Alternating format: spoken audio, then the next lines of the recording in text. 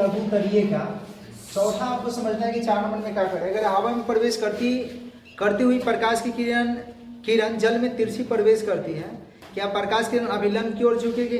देखिए हवा में चलती हुई प्रकाश किरण, इसका मतलब हवा से जा रही है जल में। हवा से किस में जा रही है? तो हवा सघन की जल सघन, इसका मतलब जल सघन है तो ये विरल से सघन में जा रही है, तो उसका चाल बढ़ेगा कि घटेगा? तो घटेगा। तो अभिलंब की ओर मुड़ेगा कि अभिलंब से दूर? अभिलंब की ओर। तो यही कह रहे हैं, करेगी किस ओर मुड़ेगी? तो क्या लिखिएगा? अब पूछ रहे कारण बताइए क्यों? क्योंकि हवा से जल में जाती हुई प्रकाश किरण का चाल क्या हो जाएगा? घट जाता है, जिसकी वजह से वो अभिलंब की ओर क्या हो जाता है? मुड़ जाता है। तो लिख देना है उत्तर है 4 नंबर के उत्तर। क्या लिखिएगा? हवा से हवा में चलती हुई, हवा में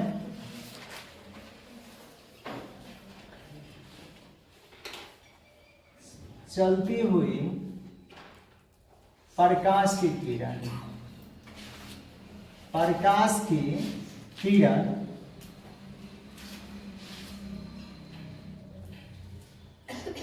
जल में क्या होती है जी? तो जल में कह रहे हैं कि जल में तिरछे प्रवेश करती है, तिरछे प्रवेश करती है तब क्या करती है? तब प्रकाश किरण, यहीं पे लिख देते हैं, तब प्रकाश किरण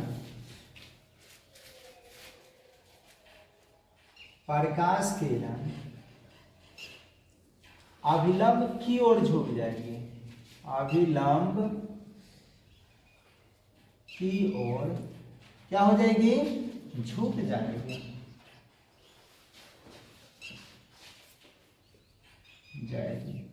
फिर कह रहे कारण बताइए कि आखिर क्यों? तो यहीं पे लिख देंगे क्योंकि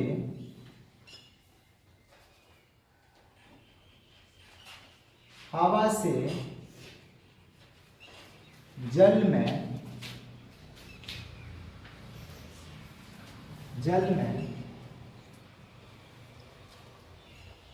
जाने पर प्रकाश की चाल क्या हो जाती है? कम हो जाती है या घट जाती है? कम हो जाता है। किसी को कोई भी परेशानी होगा, अगर आपको कहीं के ना समझ में आ रहा होगा तो आप लोग बोला जरूर कीजिएगा, ठीक है? फिर उसके बाद 5 नंबर में कह रहा है कि कांच के आयताकार सिल्ली यानी पट्टी, ये तो आपको बताया गया था। अपवर्तन किरण वो नवांगी वो खींचना था, समझ में आ रहा है कौन सा? ये कांच के आयताकार सिल्ली बनाना है, इसी से बना देते हैं। सुंदर कहाँ बनाएंगे? ये कांच के आयताकार सिल्ली है,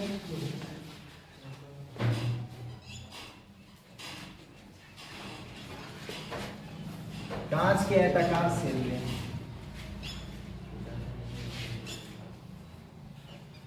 दिख रहे हैं? खूब सुंदर दिख रहा है, सुंदर। अब कह रहे हैं कि ये कांच की पट्टी हो गया। क्या हो गया? कांच की पट्टी। प्रकाश किरण को हवा, इसको हम हवा में रख दिए। हवा में करेगी पानी में? कहाँ करे रखने के लिए? हवा में। तो हवा ध्यान की चारों तरफ होगा, ऊपर भी हवा, नीचे भी हवा, इधर भी हवा, इधर भी हवा, उधर भी हवा, इधर भी हवा होगा ना। अब या तो ऊपर से प्रकाश किरण को भी आप ला सकते हैं, कोई दिक्कत नहीं। ऐसे भी ला सकते हैं कि ये मान लेते हैं कि हवा से प्रकाश किरण किस में आ रहा है? कांच में। समझ पा रहे हैं? यहां बनाएंगे एक अभिलंब, ये अभिलंब एक बनाया जाएगा, ये हो गया एक अभिलंब। अब बताइए कि जब हवा से ये कांच में आ रहा है तो इसका चाल तो घटबे करेगा, घटेगा कि नहीं घटेगा?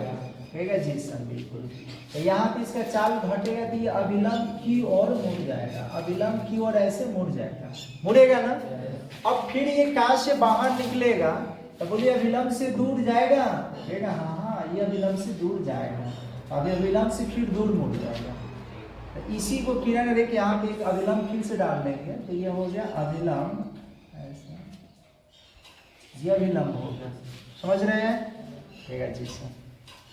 तो अब आप देखिए कि इसका दिशा ये वाला है ना, आपतित किरण की दिशा, ये आपतित किरण की दिशा है, ऐसे इसको बना देंगे, आपतित किरण की दिशा है। बोलिए कि कहीं ये मिल सकता है? कहेगा नहीं मिलेगा, अनंत पर मिलेगा। इसके बीच ये जो डिस्टेंस है, इस डिस्टेंस को हम लोग क्या बोलेंगे? इसको बोलते हैं पार्श्विक विस्थापन, पार्श्विक विस्थापन बोलेंगे। ठीक है, ये वाला जो किरण निकल रहा है इसको कौन सा किरण कहेंगे? इसको कहेंगे निर्गत किरण कहेंगे। और ये वाला किरण जो है बोलिए क्या है? आपतित किरण की दिशा है, आपतित किरण की दिशा, समझ रहे हैं? ये वाला आपतित किरण ही निर्गत किरण है। इसको कौन सा बोलेंगे? तो इसको बोलेंगे आपतित किरण। आप थोड़ा सा ऐसे इसीलिए नीचे से लिखते हैं कि लिखना अच्छा बनता है। यहाँ पे लिख दीजिएगा आपतित किरण की दिशा, आपतित किरण है, सॉरी दिशा नहीं, आपतित किरण। यहाँ पे ये जो कोण बना है इसको आई बोलेंगे, ये वाले कोण को क्या बोलेंगे? आर। फिर यहाँ पे ध्यान रखिएगा ये वाला कोण जो होगा क्या होगा? देखिए ये आई है, इसी पे है, यहाँ पे ये जो कोण होगा ये होगा आई, और ये वाला क्या होगा? आर होगा। ठीक है, इसको आप लिख सकते हैं। ये हवा है, कांच है, ये 5वां नंबर के लिए है। उसके बाद 6ठा नंबर में क्या करें उसको भी आप लोग पढ़ लीजिए। 6 नंबर में दे रखा है कि पानी में रखा हुआ सिक्का कुछ ऊपर उठा हुआ प्रतीत होता है। ये तो प्रकाश के अपवर्तन का लिखवाए थे उपयोग ना, उसमें आपको बताया था कि पानी में रखा हुआ सिक्का प्रकाश के अपवर्तन के कारण क्या होता है? उठा हुआ प्रतीत होता है। यहाँ से लिखेंगे क्या? पानी में रखा हुआ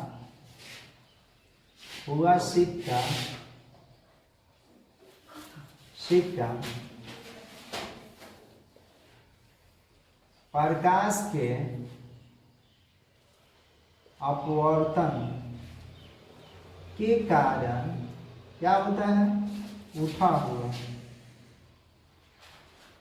क्या होता है? उठा हुआ प्रतीत होता है।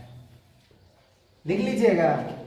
अब देखिए आपसे ये भी कह सकता है कि पानी में रखा हुआ कौन चीज? पानी में रखा हुआ छड़ी, बताए थे ना, बीच से क्यों मुड़ा हुआ प्रतीत होता है? तो किसके वजह से? तो यही प्रकाश के अपवर्तन की वजह से। तो उसको भी दिया जा सकता है। अब उसके बाद यहाँ पे कह रहे हैं 8 नंबर में कि प्रकाश के अपवर्तन के नियम को लिखवा दिए हैं। लिख लीजिएगा प्रकाश के अपवर्तन का नियम। ठीक है, बोलिए लिखा जाएगा ना सभी लोग? अच्छा, 8 नंबर में है स्नेल के नियम, ये भी आपको लिखवाए थे। स्नेल के नियम क्या बताए थे? कि एक वर्णीय प्रकाश के लिए, यानी किन्हीं 2 माध्यमों तथा प्रकाश के किसी विशेष वर्ण के लिए, विशेष वर्ण मतलब, फिर से अगर गलत लिखिएगा तो यहाँ पर इसको भी लिख देते हैं। लिखेंगे क्या? प्रकाश के अपवर्तन के कई गो नियम? 2 नियम है। कौन कौन सी? पहला बताइए। आपतित किरण,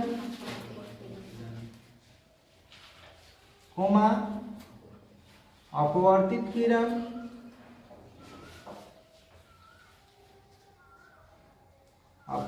किरण, तथा आपतन बिंदु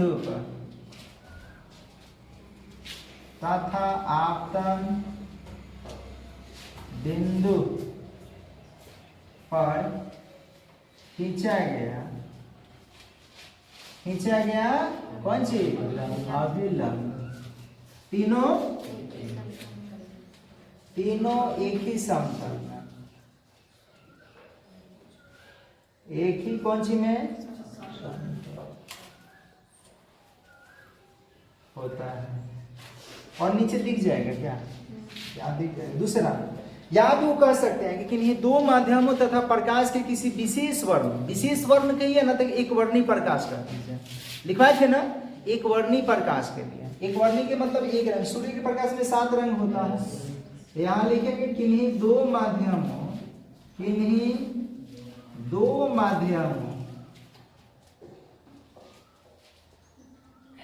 माध्यमों तथा प्रकाश के किसी विशेष वर्ण के लिए, किसी विशेष वर्ण के लिए, बोलिए तो क्या, आपतन कोण, आपतन कोण की जया, कोण की जया, क्या बोलेंगे इसको, साइन आई, तथा अपवर्तन कोण की जया, अपवर्तन कोण की जया, इसको क्या बोलेंगे, साइन आर का अनुपात एक नियतांक होता है, नियतांक होता है। अर्थात इसको क्या लिख दीजिएगा, साइन आई बटा साइन आर बराबर में क्या, नियतांक। इसको ध्यान देना होगा, ये जो है ना, इसको एक माध्यम के सापेक्ष दूसरे माध्यम का अपवर्तनांक भी कहा जाता है। क्या कहेंगे, एक माध्यम के सापेक्ष दूसरे माध्यम का अपवर्तनांक। नोट कीजिए, नेट तो चल नहीं रहा है ऐसा। अब बताइए, स्नेल के नियम लिख लीजिएगा। ये जो नीचे वाला नियम लिखवाया गया था ना, तो प्रकाश के अपवर्तन के दूसरा, वही छापना है, तो छपा जाएगा। ये हाँ छपा जाएगा। हीरे का अपवर्तनांक 2.42 है, ये लिखवा चुके हैं पहले ही। हीरे का अपवर्तनांक 2.42 है, इसका कथन क्या तात्पर्य है, लिख लीजिएगा, कहिएगा हाँ। अब आइए 10 नंबर, क्या नंबर 10 नंबर में कह रहे हैं कि प्रकाश की एक किरण, समझिएगा अच्छा से, तो कुछ नहीं है। प्रकाश की एक किरण को पानी पर तैरते तरपीन की परत पर आपतित होती है। यदि वायु, तरपीन और पानी के अपवर्तनांक क्रमशः 1.00, 1.47 तथा 1.33 हो, तो समझाइए कि किरण पुंज किस प्रकार वायु से तरपीन तथा फिर तरपीन से पानी में गमन करेगी। एक तो वायु है, क्या है, उसके बाद क्या है, तरपीन है, और फिर कह रहे हैं कि पानी है। देखिए, वायु का अपवर्तनांक 1.00, तो इस 00 का कोई इज्जत नहीं है। दशमलव के बाद कई को जीरो लगा दे तो उसका कोई वैल्यू नहीं होता है। जैसे 5.00 रुपया लिख दें तो 500 रुपया आप लोग मत समझ जाइएगा, कितना रुपया है। हम एक और जीरो लगा लें तो बोलिए क्या, खुश हो जाइएगा क्या, ज्यादा मिल गया। एक और जीरो लगाने ज्यादा हो जाएगा, होगा तो नहीं, 5 रुपया होगा। दशमलव के बाद जीरो से कोनो लेना देना नहीं रहता। पंच दिया है, करेगी यानी कि पानी करना, वायु है, तरपीन है, तरपीन का अपवर्तनांक 1.47 है, और ये 1.33 है। कितना है, 1.33। ठीक है, हाँ ठीक है। आप देखिए कि इसका अपवर्तनांक कितना है, इसका अपवर्तनांक कितना है, और यहाँ पे अपवर्तनांक कितना है। बोलिए, वायु का अपवर्तनांक 1 है, तरपीन का अपवर्तनांक कितना है, 1 और पानी का अपवर्तनांक कितना है। ये उस ध्यान रखिएगा, प्रकाश की चाल उस पर निर्भर नहीं करता है कि किसका घनत्व कम है, ये निर्भर करेगा किसका, ध्यान रखिएगा कि अपवर्तनांक कम और किसका ज्यादा है। तो सबसे पहले आप देख रहे हैं कि हवा का सबसे कम है, कितना है, 1। इससे ज्यादा ध्यान रखिएगा किसका है, पानी का, और सबसे ज्यादा किसका है, कह रहे हैं कि ये पानी है। ये मान लेते हैं कि यहाँ पानी है, पानी, और इसके ऊपर क्या है, तरपीन तैर रहा है, क्या है, तरपीन। ठीक है। अब कह रहे हैं कि प्रकाश किरण हवा से, कहां से आ रहे हैं, हवा से, किस में, तो पहले आएगा पानी में प्रवेश करेगा तो पहले क्या मिलेगा, तरपीन, क्योंकि ऊपर तरपीन तो तैर रहा है ना, तो तरपीन को पार करेगा तब तो पानी में जाएगा। तो हवा से आएगा तरपीन में, तो बोलिए कि हवा से तरपीन में जाएगा तो अपवर्तनांक बढ़ रहा है कि घट रहा है, बढ़ रहा है। इसका चाल बढ़ेगा कि घटेगा, घटेगा। तो घटेगा तो अभिलंब की ओर मुड़ेगा या अभिलंब से दूर मुड़ेगा, अभिलंब की ओर मुड़ेगा। अब ये तरपीन है और तरपीन से अब जाएगा पानी में, तो इसके अपेक्षा बोलिए कि इसका अपवर्तनांक कम की ज्यादा, तो चाल बढ़ेगा कि घटेगा, बढ़ेगा। अपवर्तनांक घट गया तो चाल बढ़ेगा। तो अब चाल बढ़ रहा है तो अभिलंब से दूर मुड़ेगा या अभिलंब की ओर मुड़ेगा, अभिलंब से दूर मुड़ेगा। सिंपल सी बात है। यही 10 नंबर में कह रहा है कि वायु से प्रकाश किरण कहाँ कहाँ जा रही है, पढ़िए यहाँ पे। अरे यदि वायु तर्पीन और यदि वायु तर्पीन और पानी के अपर्दनक यहाँ पर दे दिया है तो समझाइए कि प्रकाश किरण किस प्रकार तर्पीन, वायु से तर्पीन, फिर तर्पीन से पानी में गमन करेगी। यहाँ पे लिखेंगे कि जब प्रकाश की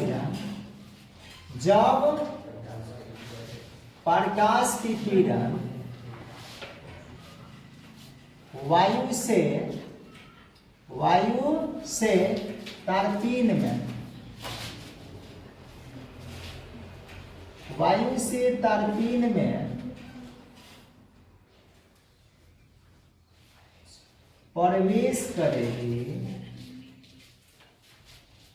तब चाल बोलिए क्या होगा, तब उसका चाल क्या होगा जी, घट जाएगा, घट जाएगा, क्या होगा, घट जाएगा, जिससे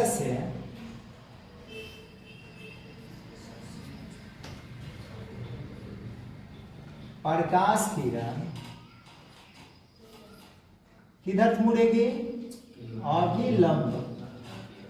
अभिलंब की ओर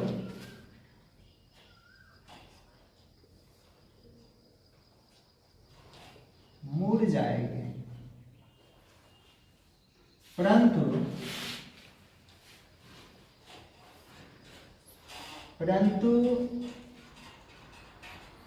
जब प्रकाश की किरण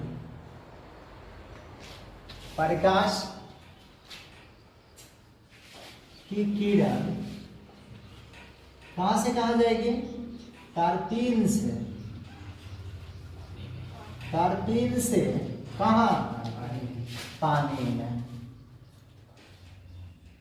पानी में प्रवेश करेगी, तब बताइए, तब उसका चाल बढ़ जाएगा,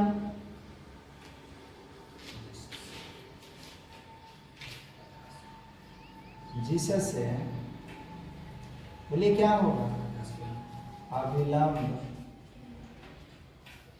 अभिलंब से दूर मुड़ जाएगा।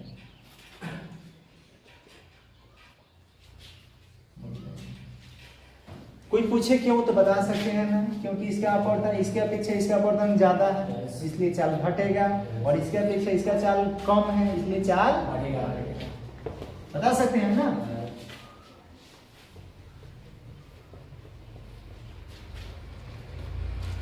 अब आइए 11 नंबर में क्या करना है, समझिए। आपको एक उत्तल लेंस, कौन सा लेंस, उत्तल लेंस, उसके बाद फिर कह रहे हैं कि एक अवतल लेंस तथा एक कांच की वृत्ताकार पट्टिका दी गई है, उनकी सतहों को बिना छुए आप उसमें अंतर कैसे स्पष्ट करें। बहुत आसान है। देखिए कौन कौन से आपके पास लेंस है, उत्तल लेंस है, अवतल लेंस है, कांच की पट्टिका है। बारी बारी से क्या करेंगे कि तीनों लेंसों के पास, मतलब उत्तल लेंस के पास, मतलब उसको लेंस से समझे, कांच की पट्टिका को भी आप लेंस से समझ लीजिए।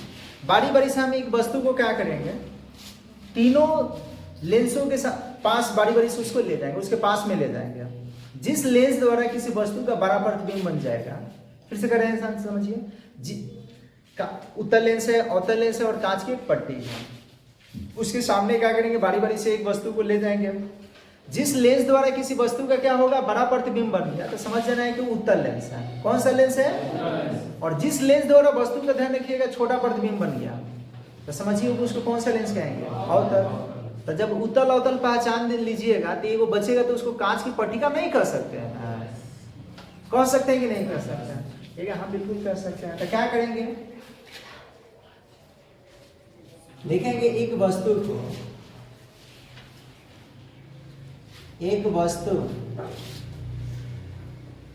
को बारी बारी से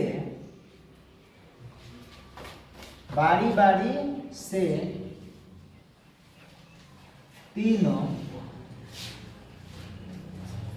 लेंस समझ लेते हैं। तीनों लेंसों के पास क्या करते हैं, ले जाते हैं। ले जाते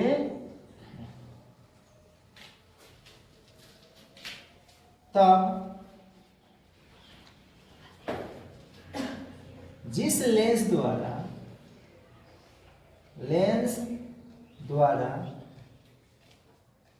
उस वस्तु का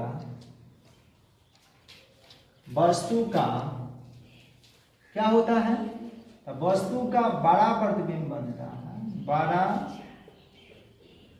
प्रतिबिंब बनता है,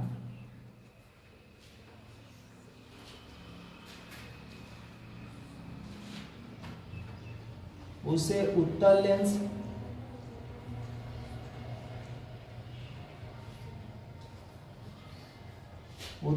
कहेंगे।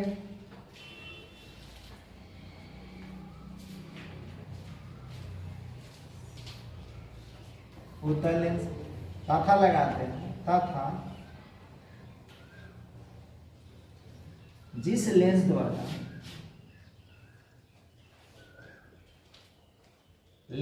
क्या होता है, छोटा प्रतिबिंब बनता है,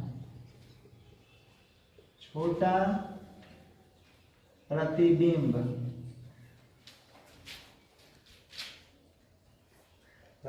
बनता है, उसे कौन सा, अवतल लेंस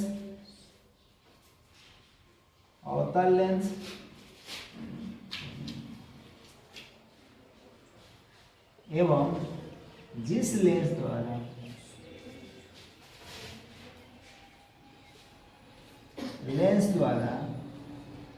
वस्तु के प्रतिबिंब में कोई परिवर्तन नहीं होता है, वस्तु के प्रतिबिंब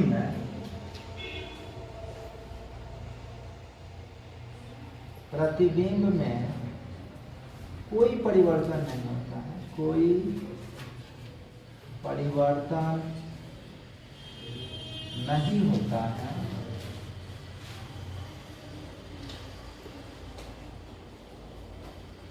उसे कांच की पट्टी का, कांच की क्या कहेंगे जी, पट्टिका कहा जाता है।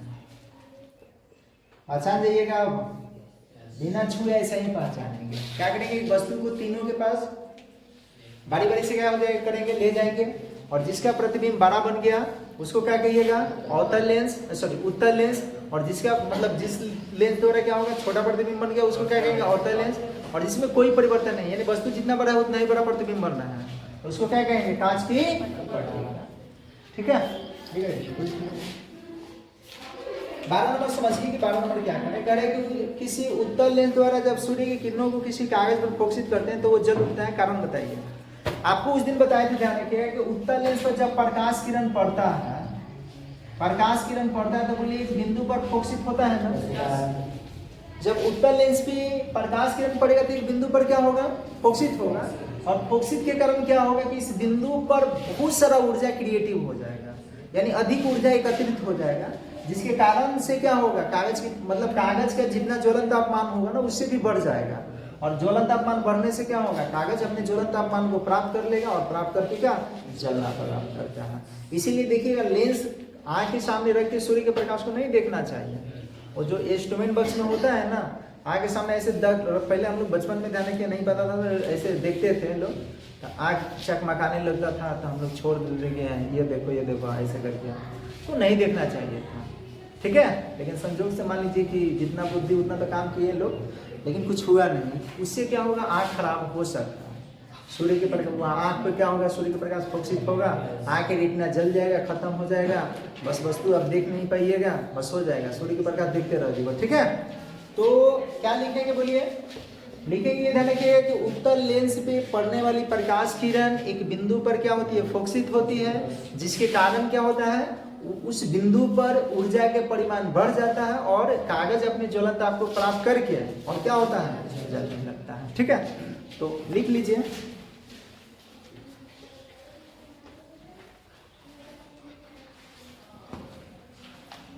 यही कह रहा है कि जब उत्तल लेंस द्वारा क्या कर रहा है, किसी उत्तल लेंस द्वारा जब सूर्य की किरणों को किसी कागज पर फोकसित करता है, लिखेंगे जब उत्तल लेंस द्वारा क्या होता है जी? जब उत्तल लेंस द्वारा सूर्य की किरणों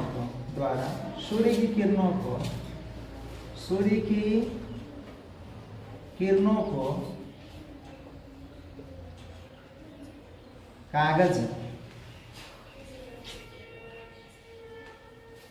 कागज पर, यही कह रहे हैं ना, कागज पर फोकसित करते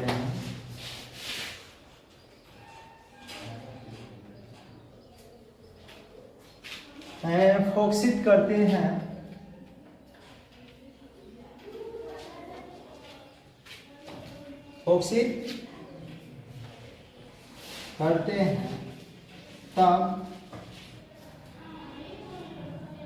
वह सूर्य के किरणों को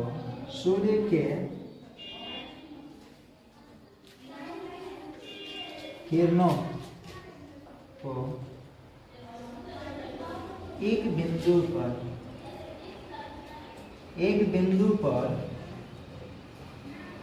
क्या कर देता है? फोकसित कर देता है।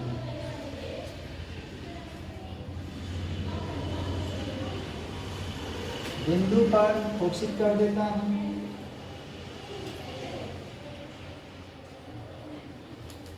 जिससे उस बिंदु पर ऊष्मा का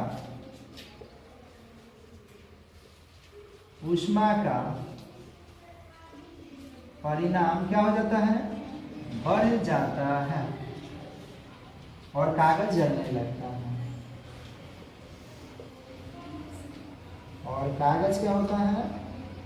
जलने लगता। ठीक है, नोट कर सकते हैं इसको।